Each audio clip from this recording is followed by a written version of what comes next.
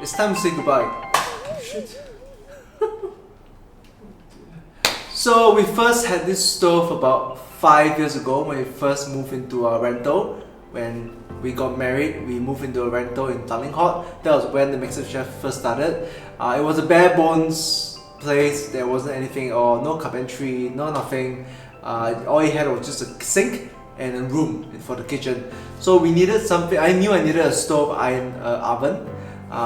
So the easiest and cheapest way to sort of do it without paying for renovation and carpentry work was to buy a freestanding stove, which the one that caught my attention, I mean the most gorgeous looking one, was La Germania free range, free cook was this La Germania stove. He had a decent sized oven and he has a 4 burners and it's powerful enough to do sear steaks. Yeah, so it was an obvious choice for us. The plan was to sort of use this for a long term for the next 10 years, but here we are 5 years and it's gone. But this stove went through so much. One of the things that I remember the most vividly was when we first moved into the rental and the kitchen was barely ready, it was barely functional. We didn't have much pots and pans. We only had those, you know, those brown amber colored pots where you always see in commercial. They used to boil water, so they were given to us by Lauren's mother-in-law, and that was all we had. They were making lobster peas, so I didn't have a metal pot big enough, so I used that to sort of boil and reduce the lobster bisque. And now I know that it's not supposed to take high heat, so we turned it on the high heat and the whole thing cracked and exploded. Lobster bisque flew everywhere. It flooded the whole top of the stove. It was going through into the oven. It was coming out of the oven. For the next 2 weeks, the whole oven smelled of lobster bisque. For the whole week, it was just dripping drops and drops of lobster bisque out of the bottom of the oven. It was a pure nightmare. At the point, I thought that the whole thing is dead and I need to buy a new one, but no, it continued chugging along, and she stayed with us for the next 5 years actually. Yeah, that's quite a terrible accident. And the next one was actually we were making French fries. I didn't know once again.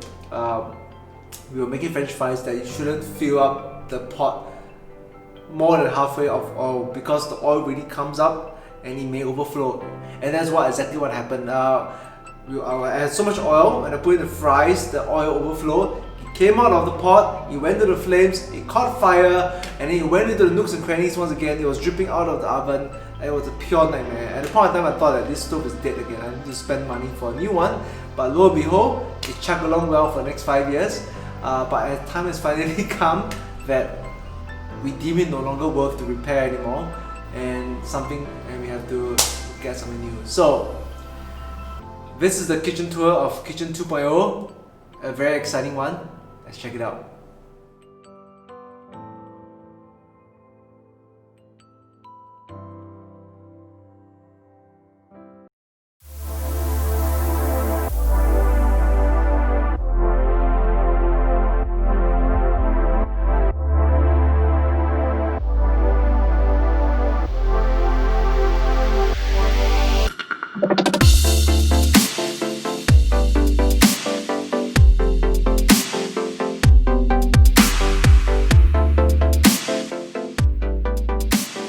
Hey guys, this is Kenneth from the Mixtape Chef. Welcome to my kitchen.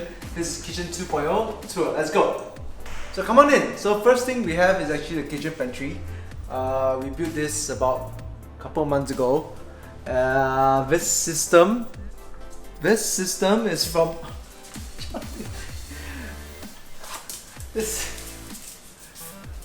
So this system is from the IKEA Combs 4 system. Alright, so first up we have our pantry. This is, we installed this a couple months ago. This used to be a simple, like off the rack shelf, but we're not getting enough storage area of it. So we designed this thing. But we found this system from IKEA. It's called the Combs 4 system. Basically, it allows to customize the number of racks, and also access to this place where we couldn't have access to last time before. This is really cool. In the future, we want to expand. You can sort of have more shelves and have more racks to get more storage space out of this thing. So here we put all the stuff that all the most commonly used stuff, like rice, sugar, things like that you commonly use. Things are not so common, we actually store in the storeroom. This is Eva, our kitchen home nest. It's very important because this is the machine that we actually use to set all our timers and to control most of the lights outside in the dining room. And also this is to use to listen to music in the kitchen. It's very important because you must always have music in the kitchen when you cook. Very important for tool in the kitchen. Oh, another cool thing is, while this whole system is from the Kungs 4 system, this drawer is actually from the IVA system. I realized that it actually matches the shelf depth. We use it to keep all our onions and garlic and all the root vegetables, and it fits perfectly. So, cool tip. And here we have our trusty fridge. This is the Fisher & Paykel. It's a French door. One of the reasons why I was very adamant on having a French door, because we actually live in an apartment and there's actually not much space to sort of go around. If you have a fridge that is a single door, what has happened is that a single door is going to spread out and take up quite a lot of space as it swings out. But with a French door, you just need a little bit of space for that, for the door to swing.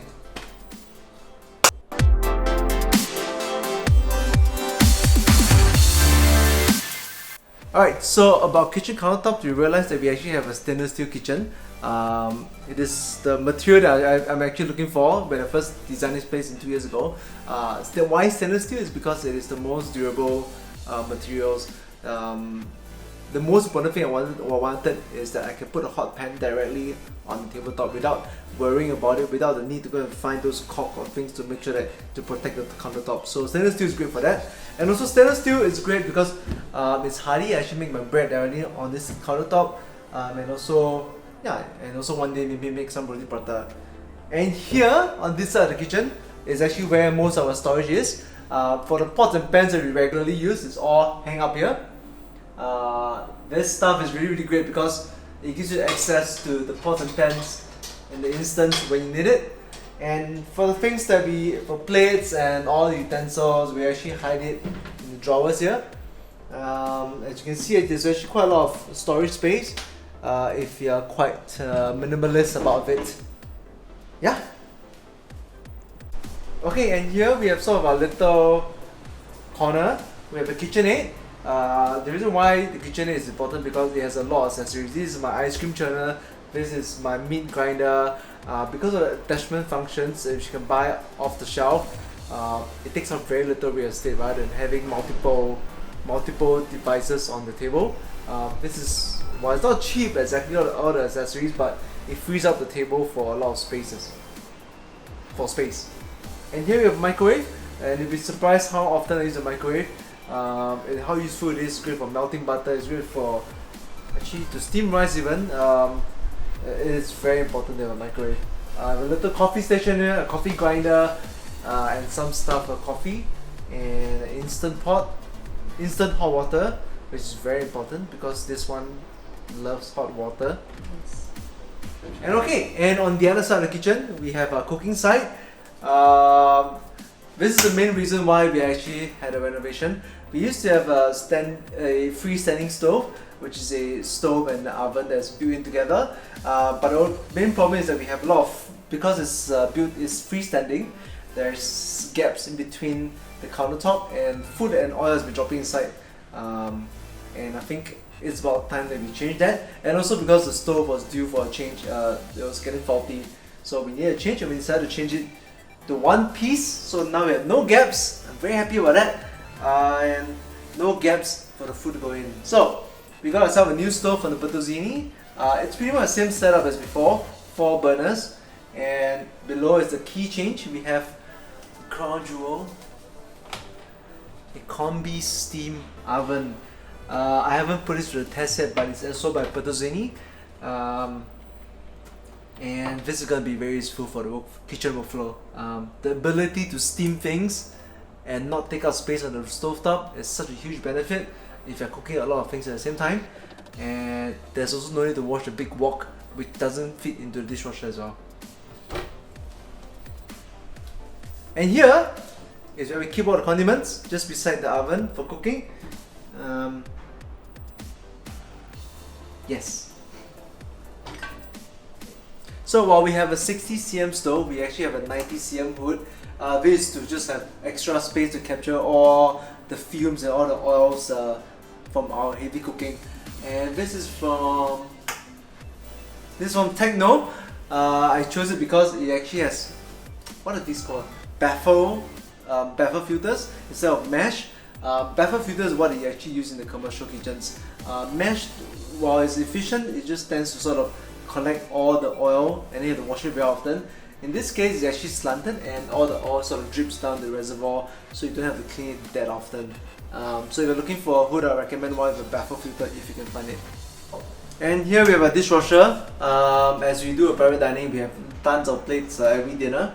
I don't know how we're gonna not survive without dishwasher. This is very important for us.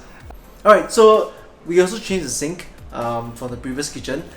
We now have much deeper sink. So one of the reasons we have a deeper sink is because the previous sink was actually quite shallow. It's about 18cm deep. A lot of the water keeps splashing out on the countertop, and we start having a bit of mold that we need to constantly clean up. And so now we have a 23cm deep sink, which is fantastic. We really see less splashing out of the water splashing out. But another key consideration is the depth of the sink. It's relating to the ergonomics of you washing plates. It should be comfortable for you to reach the bottom of the sink, but in this case it's a bit deeper than what we wanted it to be. So which means that you have to bend a little bit forward to wash the dishes, which is not great for your back. But since we have a dishwasher, we don't really use the sink to wash all the plates. So it's still okay, but it's a trade-off that we are willing to accept. But if you're designing your own and choosing the depth of the sink, do take note of the ergonomics of the sink. So another beauty of having a stainless steel countertop is that they can actually weld the stainless steel sink to the countertop, which means there is no gap and no seal. It's perfectly fused together. And you know how the sink always have those black mold in between where the silicone is? None of that from here, and we are very happy with this.